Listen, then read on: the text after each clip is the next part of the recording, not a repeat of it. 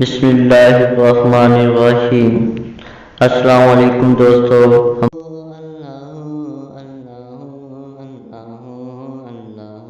ہمارے پیارے نبی حضرت محمد صلی اللہ علیہ وسلم نے فرمایا، غصہ شیطان کی طرف سے ہے اور شیطان آگ سے پیدا کیا گیا ہے اور آگ پانی سے بجھائی جاتی ہے، لہذا جب تم میں سے کسی کو غصہ آئے تو وہ وضو کرے۔